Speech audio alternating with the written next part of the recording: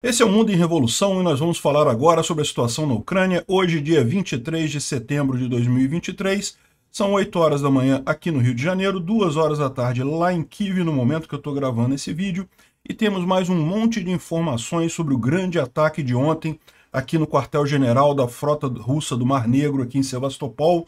E hoje teve mais um ataque por aqui, também de novo, outro ataque aqui na região de Sevastopol. Um monte de notícias interessantes vindas daqui, né?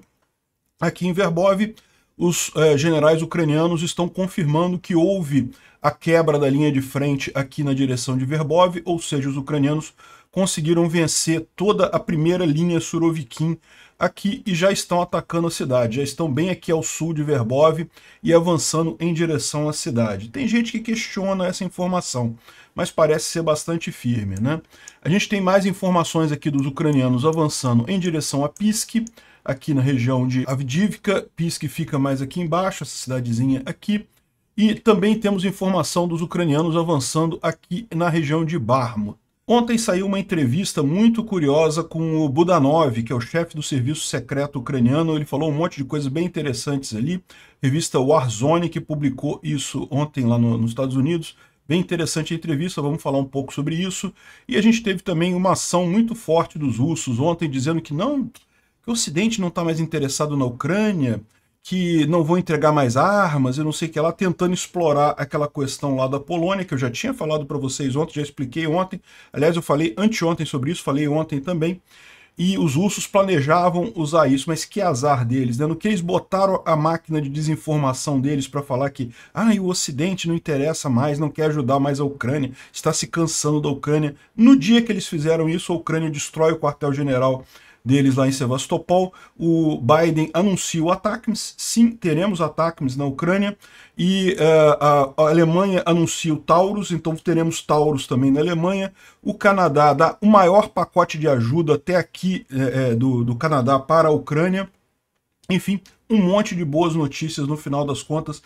A situação para a desinformação russa está ficando complicado. O pessoal só está conseguindo enrolar brasileiro mesmo, porque realmente eu vou te falar um negócio. Tem uns brasileiros aqui que faz força para ser enrolado na desinformação, né? Enfim, vamos falar sobre esses e outros assuntos em detalhes. As notícias foram sugeridas por um monte de gente usando lá o @ancapsubot. Eu agradeço a todo mundo que sugeriu a notícia. Agradeço também a você que está assistindo o nosso vídeo. Se você gosta do nosso conteúdo, por favor, deixe o seu like e se inscreva aqui no canal, né? Pois bem, antes da gente entrar nisso daí, os russos ontem fizeram um ataque em Kremenchuk e feriram 31 civis, para você ver a diferença da coisa, né? Fizeram muito provavelmente para, meio que como uma resposta ao ataque lá no quartel-general lá de Sevastopol, né? Mas olha o absurdo, né? O ataque ao quartel-general é um alvo de guerra legítimo, tinha um monte de militar ali, coisa e tal. Causou susto para a população civil, pode ter atingido alguém da população civil? Até pode, mas o fato é o ataque foi ao quartel-general da frota do Mar Negro lá em Sevastopol. Então é um ataque perfeitamente legítimo. Os russos vão e respondem com um míssil no centro da cidade, matando uma pessoa e ferindo 31 pessoas, inclusive 3 crianças, todo mundo civil, nenhum alvo militar perto, foi só mesmo para fazer uma vingança besta de russo, né? Enfim, muito triste isso daí. Além disso, teve um ataque ontem também. Foram 15 drones Shahed 136 e 131, usados principalmente na direção de Dnipro e Zaporizhia. E desses 15 drones, 14 foram derrubados pela defesa antiaérea. Então também teve esse ataque russo ontem na Ucrânia, né?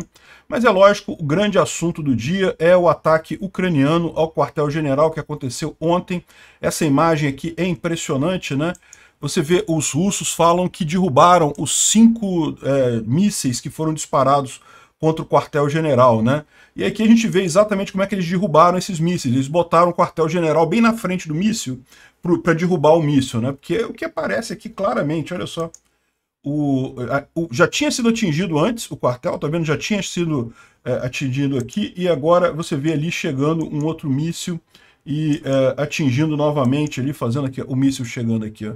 Certamente um Storm Shadow ou Scalp, e atingiu com vontade o prédio, né? Vamos ver o vídeo aqui, o vídeo completo, que é bem interessante.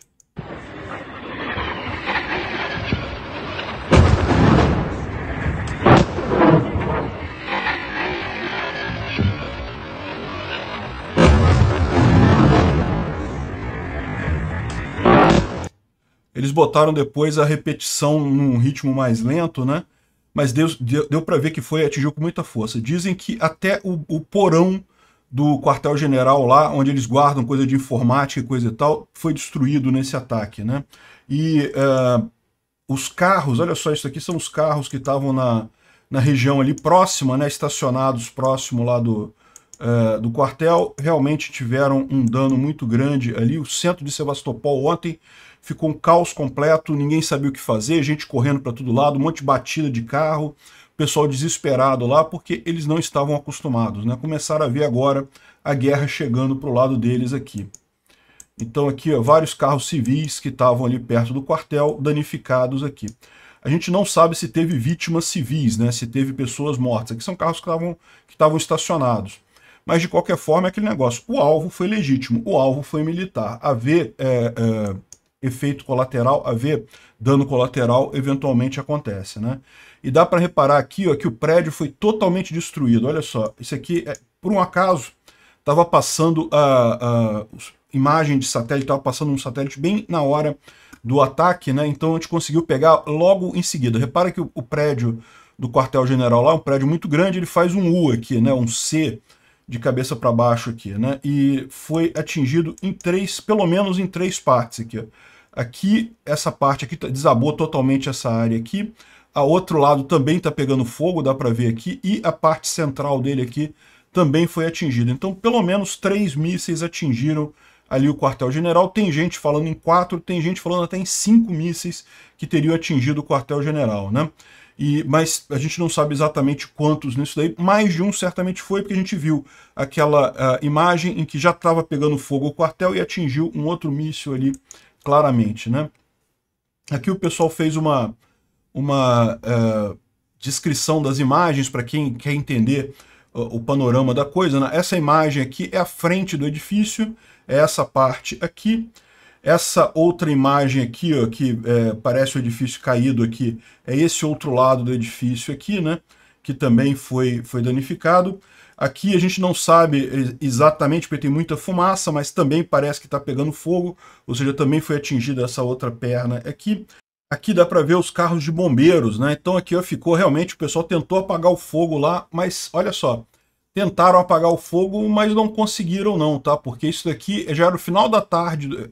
O ataque aconteceu por volta do meio-dia, tá? Foi no meio-dia lá em Sebastopol que teve o ataque. E aqui já era no final da tarde, já estava começando a escurecer lá em Sebastopol.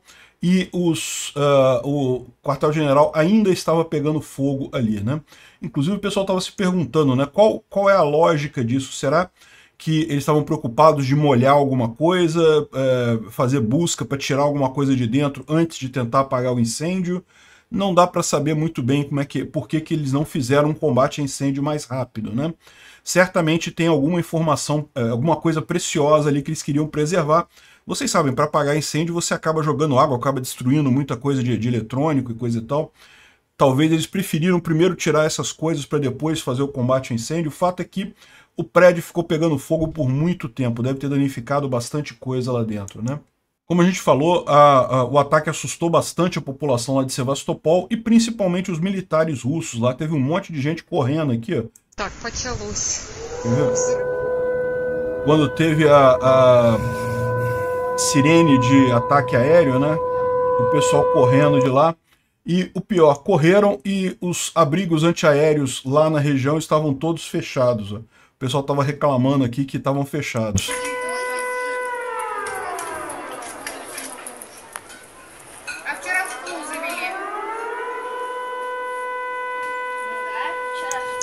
Enfim, não estavam esperando certamente esse tipo de ataque, foi um ataque que deixou o pessoal lá preocupado, né? Bom, mas e o resultado? O que a Ucrânia conseguiu com isso? Como eu falei para vocês, certamente esse tipo de ataque no comando de um exército indica que é uma preparação para algum outro movimento, porque aí você vai ter dificuldade do alto comando responder rapidamente a mudanças na linha de frente. A gente não sabe ainda, é lógico, também tirar de comando, tirar de batalha os comandantes ali, mas isso não faz muita diferença, porque eles podem ser substituídos por outras pessoas, né?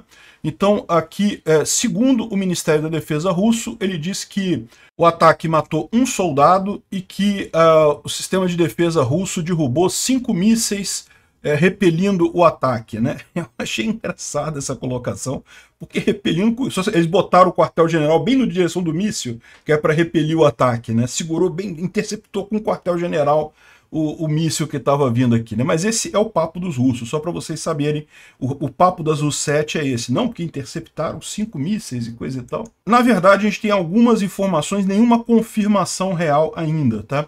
Existe uma informação que o almirante da frota russa do Mar Negro, o Viktor Sokolov, teria morrido nesse ataque, né? E a gente não sabe, mas não tem confirmação.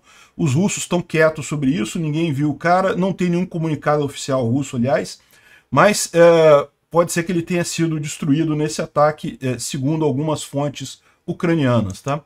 Agora, o que aconteceu? Segundo o serviço secreto ucraniano, eles atingiram uma reunião de generais russos que estava acontecendo lá em Sevastopol. Então, esse ataque foi feito justamente sabendo dessa reunião de generais russos que haveria lá em Sevastopol, e o objetivo era exatamente esse, né?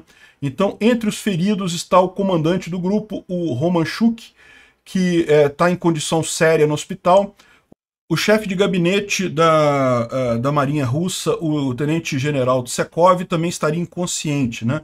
No total, segundo eles dizem, foram 9 oficiais mortos e mais um monte feridos ali dessa reunião que estaria acontecendo ali no quartel-general no momento que houve o ataque, né? Eles continuam aqui que o número de soldados ordinários, né, soldados comuns, e que ainda está sendo determinado quantos foram feridos e coisa e tal. O que eles estão falando ali é dos oficiais lá do quartel, né? E qual que é a importância dessas duas pessoas que foram apontadas aqui? O Romanchuk é o comandante do grupamento russo que está ali em Zaporizhia. Então vocês sabem, os ucranianos estão avançando aqui na região de Robotyne, nessa região de Zaporizhia, e o comandante das forças russas nessa região aqui é justamente o cara que estava lá, né? E o Oleg Tsekov, que é o outro tenente-general, é o comandante das forças costeiras ali da frota do Mar Norte, lá da Marinha Russa. Ele estava ali também. E outra coisa, o Budanov, isso aqui foi dito pelo Budanov, tá? Pelo chefe do serviço secreto ucraniano. O Budanov não confirmou a suposta morte do comandante da frota do Mar Negro, o almirante Sokolov. Então a gente tem pessoas dizendo que o Sokolov morreu, mas o próprio serviço secreto ucraniano diz que não tem informações sobre isso, mas tem informações sobre um total de 9 oficiais graduados que morreram e mais um monte feridos, inclusive pessoas bastante importantes, como a gente viu aqui, que estariam nessa reunião, né? Ou seja, isso daqui foi justamente um ataque durante esse encontro de generais russos. Pode ser que os ucranianos tenham feito uma festa ali com um monte de comandantes russos ali da região, né? Aqui, ó, ele confirma pelo menos 9 mortes e 16 feridos entre o pessoal russo lá no quartel. Ou seja, foi certamente um golpe bastante duro para os russos esse ataque, né? Ficou feio, porque eles tentaram esconder. Num primeiro momento, a televisão russa não passou nada desse ataque, não falava nada disso, mas aí eles perceberam que era impossível, porque pela internet o pessoal já estava vendo e coisa e tal. Então, aí depois, em determinado momento, a televisão russa começou a falar e coisa e tal. Realmente ficou muito feio para os russos esse ataque, porque foi um ataque muito óbvio, muito claro de sucesso, um caso muito claro de sucesso das forças ucranianas ali, e num ponto central do comando russo, né? É lógico, os russos não gostaram. Tem aqui o pessoal falando no Telegram de lá. Esse aqui, na verdade, é o VK, né? É o Phone Contact lá. É o Facebook deles lá, né? E aí eles estão dizendo aqui, não, porque o presidente Putin agora precisa retornar com total devastação da Ucrânia e coisa e tal. Esse pessoal, tem uma lenda, né, que circula entre as U-7s, que a Rússia não está indo com tudo nessa guerra, não estão indo devagar, eles poderiam fazer muito mais do que isso. Não, a Rússia já está indo com tudo, já gastou todo o armamento dela, está usando todas as tropas, está usando tudo que eles têm. O que eles têm, além disso, é bomba nuclear. Mas bomba nuclear eles não vão usar, porque eles não têm como usar isso. Isso destruiria a reputação deles no mundo todo, acabaria, afastaria os últimos aliados que eles ainda têm, não teria nenhuma chance. E mais do que isso, não faria tanta diferença assim. O pessoal tem essa ideia de que bomba nuclear acaba com cidade, coisa e tal. Pode acabar com cidade, vai matar um monte de civil. Vai fazer diferença na linha de frente para os soldados? Não. Então, não tem esse papo de que a Rússia não está indo com tudo, está indo com tudo, né? Se o Putin pudesse colocar total devastação na Ucrânia, já teria feito total devastação na Ucrânia, né? E aqui, agora eles sabem que a Rússia tem meios para retaliar isso e coisa e tal. O Zelensky está querendo mais dinheiro dos americanos e não sei o que lá. Enfim, os russos estão muito chateados com isso, muito chateados. E aqui tem uma turista russa que estava lá na Crimeia fazendo mais um showzinho. Ai, que absurdo, isso é assustador, realmente assustador e coisa e tal. E mostrando o centro da cidade lá em caos, tudo parado, tudo engarrafado, o pessoal fugindo, o pessoal correndo e coisa e tal. O que o pessoal vai fazer? Turismo numa zona de guerra. Pô, a Crimeia está ocupada temporariamente pelos russos. Muito em breve não vai estar mais ocupada pelos russos. O que o pessoal vai fazer turismo lá, né? Tá pedindo esse tipo de coisa, né? Outro caso muito engraçado foi desse rapaz aqui, né? O Johnny Miller.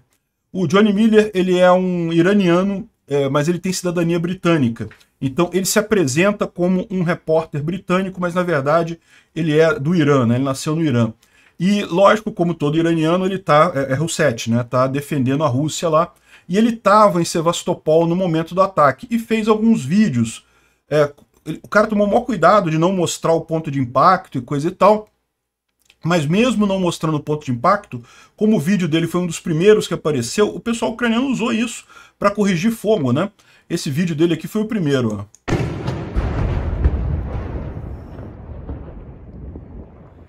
That is the sound, I think, of Antier.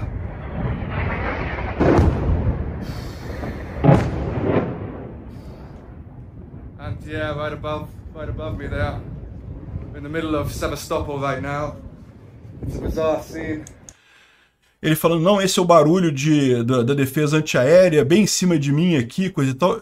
Ele foi cuidadoso de não mostrar nada, mas só o som que você ouve, né? Você vê que não foi som de defesa antiaérea interceptando míssil, foi som de míssil caindo na terra, né? Ele gravou justamente o som e acabou entregando isso daqui, né? E ele gravou esse negócio, e aí algumas pessoas confundiram aqui, tá vendo? Essa rede de televisão aqui falou Johnny Miller, pró-Ucrânia, inteligência, analista de inteligência pró-Ucrânia. Eu não sei se o pessoal fez de sacanagem isso daqui, o que houve, mas o fato é que diz que isso pegou, né? Aí o pessoal ucraniano começou a sacanear eles aqui, ó. Que herói, obrigado por coordenar o ataque de mísseis na base russa e coisa e tal. Johnny Miller, você é fantástico. O Zelensky deveria dar deveria garantir que esse rapaz está seguro lá e coisa e tal, né?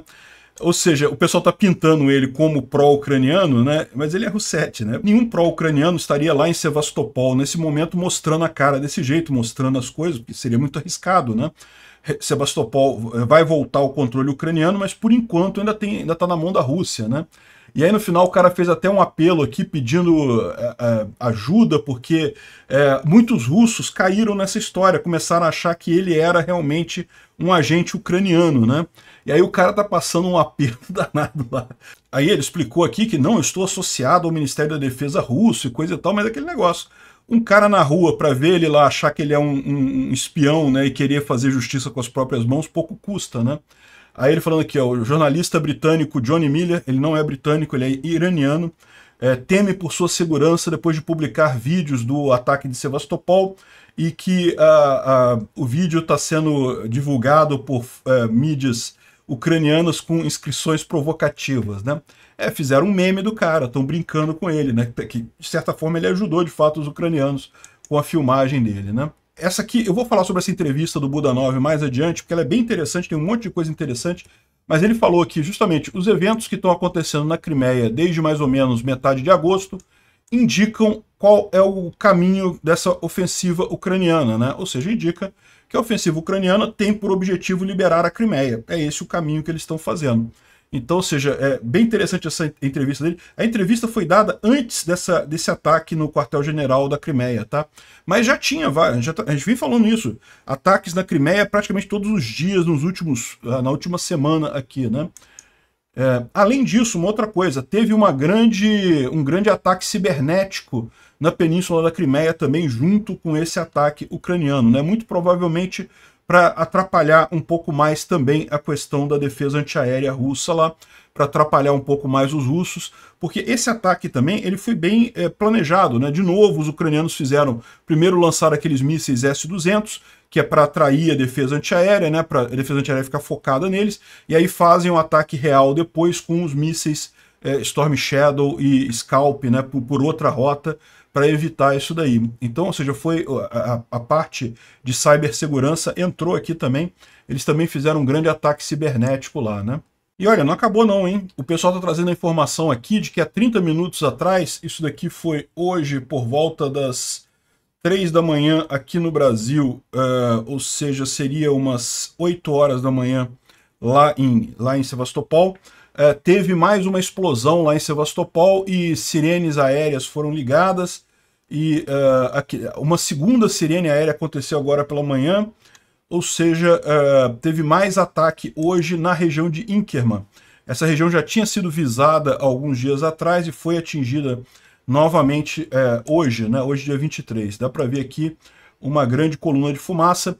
Os russos estão dizendo que foi coluna de fumaça, mas os ucranianos estão dizendo que atingiram sim alguma coisa aqui no 758º Centro de Suporte Material, ou seja, atingiram um galpão com talvez munições ou talvez algum material ali na região, daí essa explosão toda aqui no Mar Negro, né? Na frota do Mar Negro.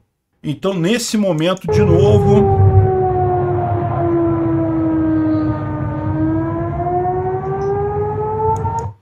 Nesse momento, de novo, lá em Sevastopol, na Crimeia, está a sirene de alerta aéreo novamente, né?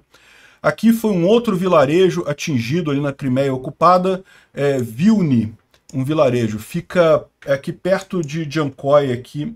Vilny, aqui, ó.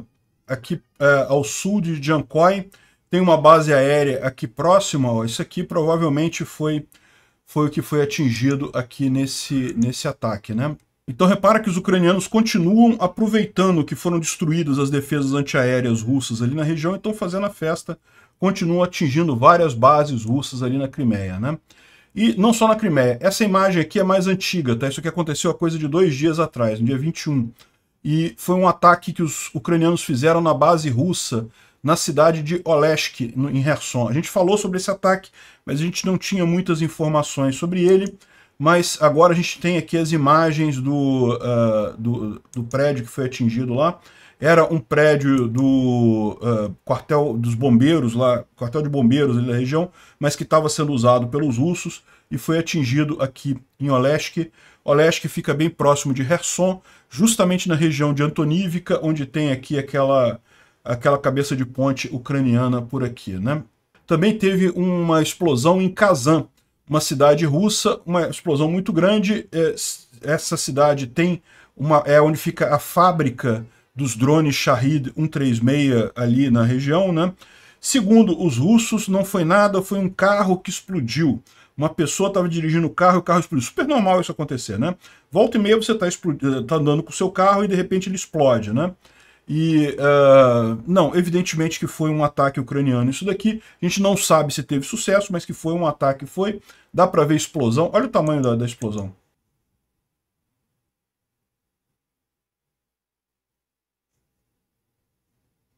O vídeo tá sem som mesmo, tá vendo? Mas dá para ver a explosão enorme lá atrás e os carros todos com o pisca-alerta ligado, né? Com o alerta antifurto ligado, sinal de que foi uma grande explosão, né? E justamente próximo da fábrica lá dos drones Shahed 136 ali em Kazan. Kazan fica longe, tá? Kazan fica aqui depois de Moscou. Moscou tá aqui. Kazan aqui, ó, Kazan. Kazan é aqui, ó. Então, o mais provável aqui é que tenha sido uma explosão de sabotagem, mas pode ser um drone também, um drone lançado do próprio território russo, é uma possibilidade aqui. O fato é que teve um grande ataque nessa região aqui, uma grande explosão por lá, né? Bom, falando sobre a linha de frente, né? Os ucranianos avançaram mais um tanto aqui na direção de Novoprokopivka e também na direção de Verbov. Agora, o general ucraniano que comanda essas ações ali na região de Verbov, está falando aqui que as forças ucranianas conseguiram fazer uma quebra na defesa russa ali em Verbov, né? É o comandante do grupo de tropas ali de Tavria que é justamente essa região aqui de Verbov, eles teriam conseguido fazer uma quebra por aqui, né? O pessoal não está sabendo muito bem o que ele quer dizer. Aqui o Voices of the Army está dizendo aqui que o general Tarnavsky, que é o general ucraniano que falou isso, não disse nada novo nessa entrevista. As forças ucranianas já quebraram a primeira principal linha defensiva próxima a Verbov algum tempo atrás e estão agora querendo abrir essa brecha, movendo para leste, né? Então a gente já tinha visto isso daqui, que essa daqui é a linha Surovikin. Então a linha Surovikin ela tem várias partes, né? A primeira é a vala antitanques, que é essa primeira aqui. Essa segunda linha amarela aqui são trincheiras, e os ucranianos já furaram as duas coisas, então já fizeram a quebra aqui. E é lógico, tem mais linha defensiva depois tem a segunda linha Surovikin, fica mais abaixo. O ponto é que provavelmente os ucranianos vão querer primeiro abrir essa parte aqui para poder planejar os próximos passos, né? Então, o general não falou nada de novidade. O Vigeste traz aqui a informação de uma coordenada bem mais abaixo aqui de Verbov, bem mais avançada, que seria o que ele está querendo dizer com avançou, né, fez a quebra aqui, né? Repara que aqui nesse mapa do DFMON, esse mapa é do dia 21, tá? Não é de hoje. Ele mostra os pontos em que foram observadas tropas ucranianas, né? Então já tem a quebra aqui da linha defensiva totalmente, mas só até aqui, né? E aquele ponto que eles estão colocando é um ponto mais ou menos aqui embaixo. Ou seja, se realmente tem tropa ucraniana nessa posição aqui, então a situação é bem mais crítica para os russos. Os ucranianos já conseguiram avançar um bocado de coisa para cá, na direção ao sul de Verbov. A gente não tem confirmação disso ainda, né? Mas vamos aguardar aí para ver esse avanço aqui. Olha só, tá bem aqui, ó. Bem aqui embaixo mesmo, que seria aquele ponto que tá mostrado ali, né? Bom, a gente também tem uma boa notícia aqui da 24ª Brigada Ucraniana, que já está batalhando nos arredores da cidade de Pisk. Tem aqui a posição deles aqui. Pisk é um pouco mais aqui para cima, próximo de Andrivka. Os ucranianos estão avançando aqui em Opt, né? E Pisk está aqui embaixo, né? Ou seja, a gente está imaginando que é em algum lugar perto dessas matas aqui que os ucranianos estão chegando aqui próximo de Pisk, né? É uma boa novidade, porque como vocês estão vendo, essa área aqui até pouco tempo atrás era dominada pelos russos, mas os ucranianos têm avançado bastante aqui. Já liberaram Opt, né, tá? Na entrevista do Budanov, ele falou como que eles vão liberar Bakhmut, né? Bakhmut é uma cidade que, segundo Zelensky, vai ser liberada este ano ainda. E ele está dizendo aqui que a operação para liberar Bakhmut vai seguir mais ou menos os mesmos passos que os russos usaram para tomar a cidade. E eu não duvido nada, eu já falei para vocês isso, essa foi exatamente a estratégia que os russos fizeram, que foi pegar essas posições mais altas que tem ao norte e ao sul de Bakhmut, e aí você dificulta muito a pessoa manter a cidade. Então eu imagino que os ucranianos vão fazer isso de volta, já tomaram aqui ao sul, ao norte estão trabalhando também, e eles vão ter que pegar Soledar, tá? Soledar, você não toma Bakhmut se você não tomar Soledar. Então, já tem ucranianos avançando aqui em direção a Soledar também. Imagina-se que em algum momento isso vai acontecer aqui na região de Bakhmut, né? E o que ele está falando aqui é que os ucranianos estão usando a mesma estratégia dos russos, mas sem usar os ataques frontais que levaram a muitas causalidades entre os russos, né? Que foram aqueles ataques de carne que o pessoal lá do grupo Wagner fazia ali, né? Enfim, vamos torcer para estar correta essa tática deles lá, né? O Instituto para o Estudo da Guerra traz algumas informações interessantes aqui. Ele fala sobre o ataque lá no quartel-general da Frota do Mar Negro, mas isso daqui a gente já falou sobre isso, já tem bastante informação. Agora, algumas coisas importantes que ele coloca aqui, né? Primeiro, a chegada do ATACMS, a gente vai falar sobre isso daqui a pouco. Ele diz aqui, ó, os esforços russos para intensificar a divisão entre a Ucrânia e seus parceiros na Europa Central parece que sofreram um problema, né? Quando o Duda, né, o presidente da Polônia, reiterou a importância das relações da Polônia com a Ucrânia no dia de ontem. A gente já tinha falado sobre isso, já explicamos esse caso ontem, né? A questão é a eleição na Polônia, que é daqui a 3 semanas, junto com os agricultores poloneses que estão insatisfeitos porque o grão ucraniano tá atrapalhando a vida deles lá, né? Então aí é briga comercial simples, não é nada que vai mudar isso daí, mas as Russet ficaram ampliando esse negócio, dizendo que não, que vai acabar, que a Polônia vai brigar com a Ucrânia, que não vai mandar mais arma, lorota, né?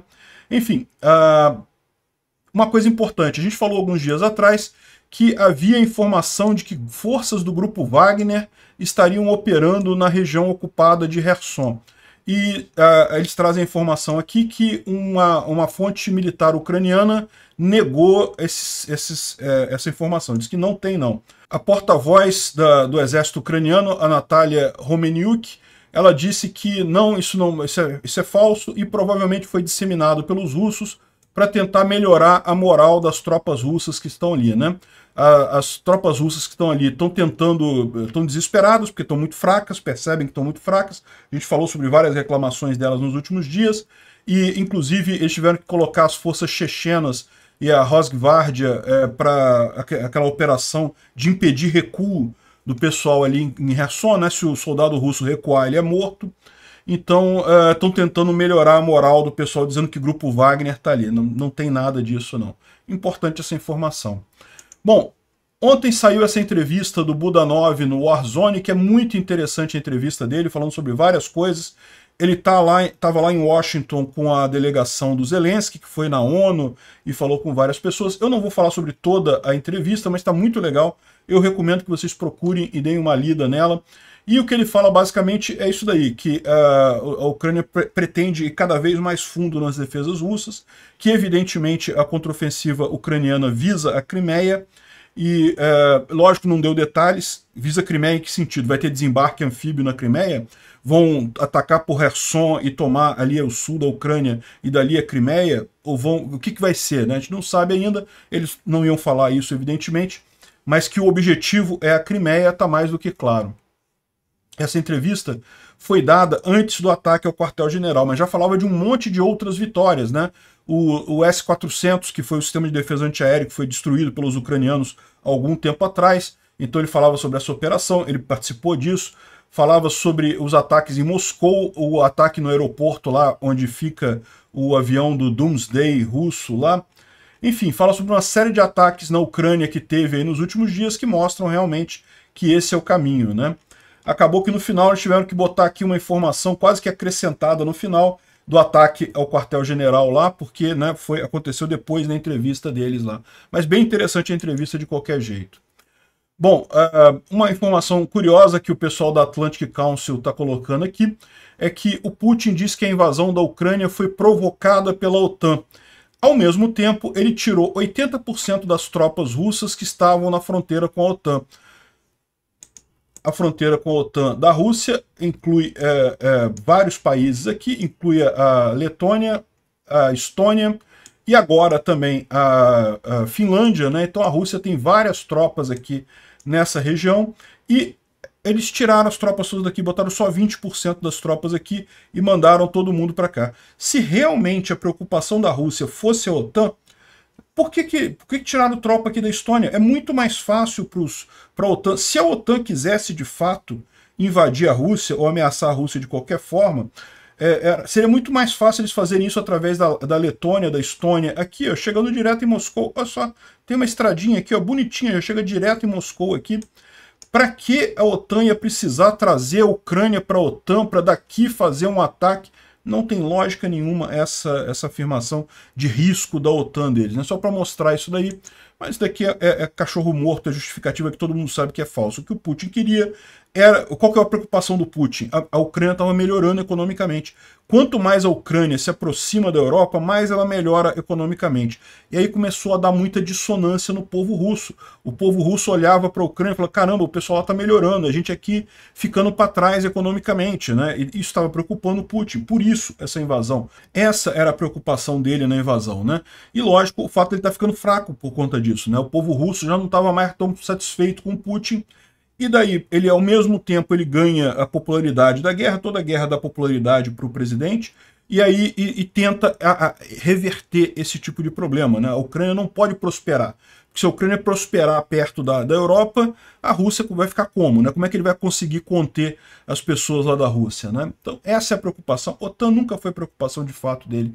Essa história de que a OTAN está expandindo, nunca foi preocupação deles. Agora, muito curioso como é que a propaganda russa... Aqui no Brasil o pessoal cai direitinho nessa propaganda russa, né? O pessoal da Oeste aqui tá falando que não, que Kremlin interceptou 5 mísseis disparados contra o QG. Olha a manchete. Quartel-general da Rússia é bombardeado na Crimeia. Não, ele não foi bombardeado.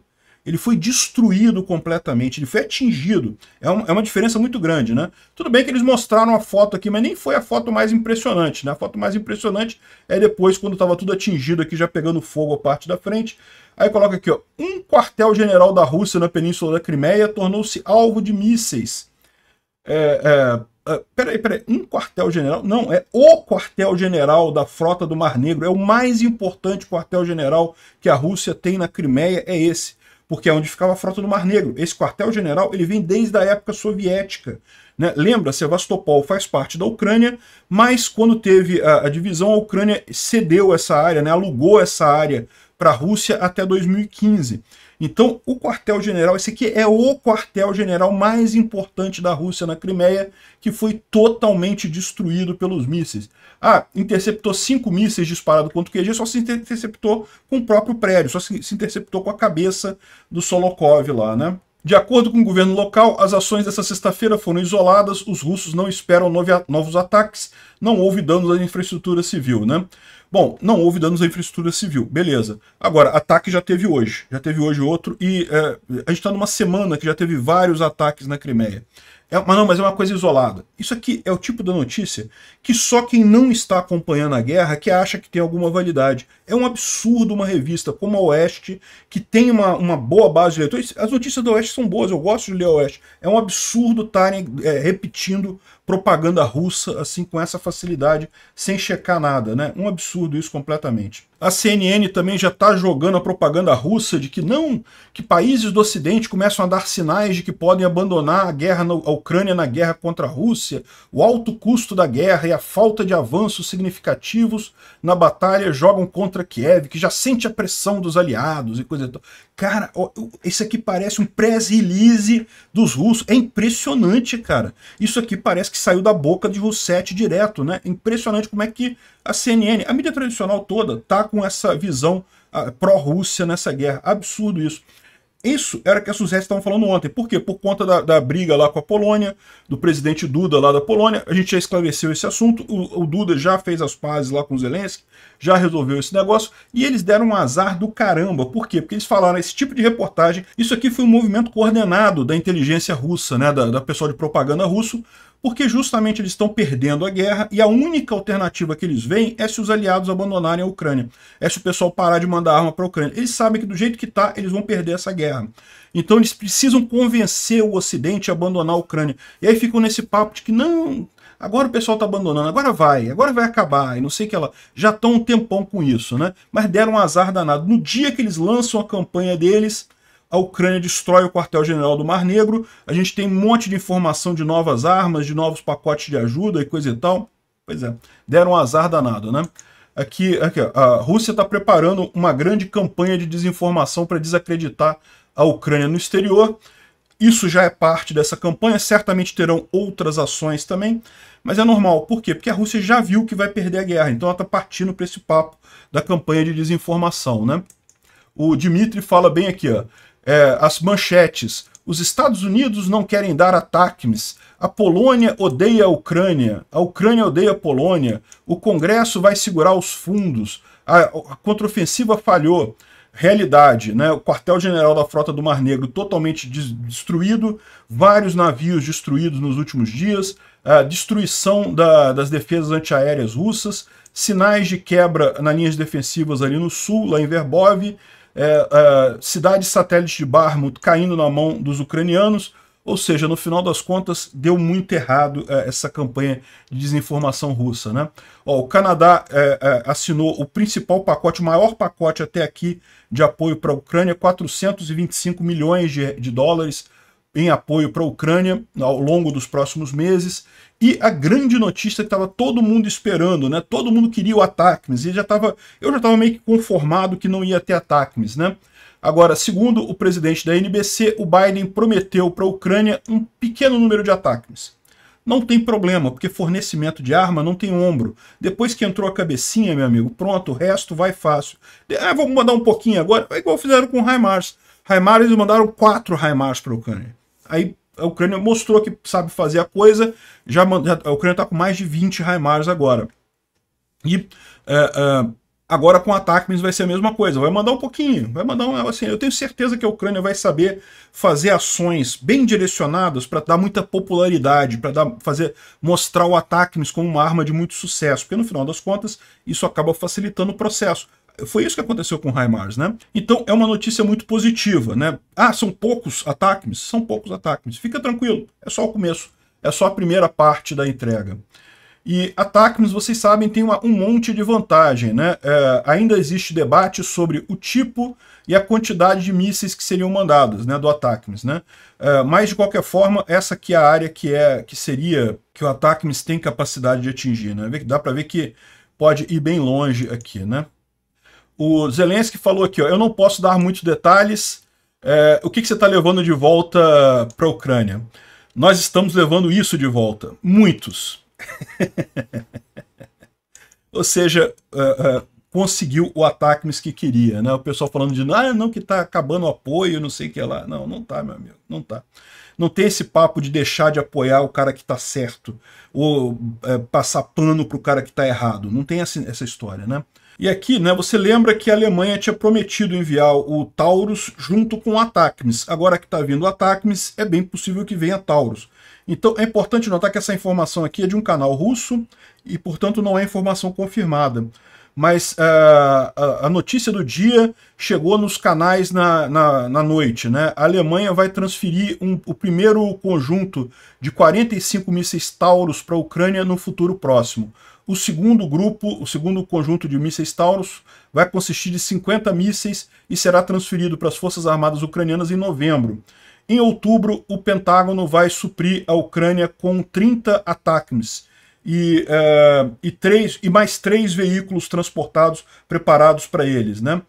E os tanques Abrams M1A1, que são os tanques americanos que vão para a Ucrânia, já estariam em Rzeszów, que é na cidade polonesa, na fronteira com a Ucrânia, e já devem fazer a transferência para a Ucrânia durante a noite, na noite de sábado, ou seja, na noite de hoje para amanhã, né? Isso aqui é informação não confirmada, mas é consistente com o que a gente está vendo acontecer por aí, né? Outra coisa que o Zelensky está trazendo dos Estados Unidos é um acordo de longo prazo que a Ucrânia vai produzir armas modernas dos Estados Unidos, inclusive defesas antiaéreas. Ou seja, isso é uma coisa que está acontecendo também, tem várias fábricas. As fábricas de armamento, não preciso dizer, estão muito satisfeitas com a guerra, né? Estão vendendo como nunca. E várias delas fizeram um acordo com a Ucrânia de justamente criar indústrias lá, né? Fazer a fabricação lá. Isso é uma coisa que é realmente muito interessante para os ucranianos no longo prazo, porque, lembra, a Ucrânia vai ganhar essa guerra, a gente sabe disso, mas a Rússia não vai desistir da tentativa de tentar invadir a Ucrânia, né? Então é importante a Ucrânia estar bem armada para o futuro. E além disso, olha só, os russos dizendo que o Ocidente está afastando da Ucrânia. Não, porque a guerra, não sei o que lá. Aqui, ó, a Comissão Europeia está pronta para aprovar o início das negociações para a entrada da Ucrânia na comunidade europeia. É lógico, isso não vai acontecer rapidamente, tá, gente? Muito provavelmente, antes da guerra terminar, a Ucrânia não vai entrar na comunidade europeia. Mas as negociações já vão começar, já vão avançar. Isso é uma fase importante. Então é mais uma excelente notícia que saiu aí ontem. Olha que azar do pessoal da desinformação russa, né? Começaram a fazer uma campanha para dizer que não, o Ocidente está brigando com a Ucrânia, não quer mais saber e coisa e tal. E um monte de notícia boa sai logo em seguida, né? Inclusive, a Natalka está falando aqui que, olha só, o que está acontecendo com a propaganda russa? Eles desistiram de mentir ou eles apenas sabem que o fim está chegando muito perto e agora estão começando a falar alguns pontos honestos para o Tribunal de Haia, né? Isso aqui foi uma entrevista do Sergei Markov, que é da inteligência russa, para a revista Público. Aí ele falou aqui, ó, nós estamos perdendo dezenas de milhões de dólares em descontos em óleo, gás, fertilizantes, etc. Convencionalmente, nós recebemos 10, 20% menos do que poderíamos ter por nossas vendas no exterior.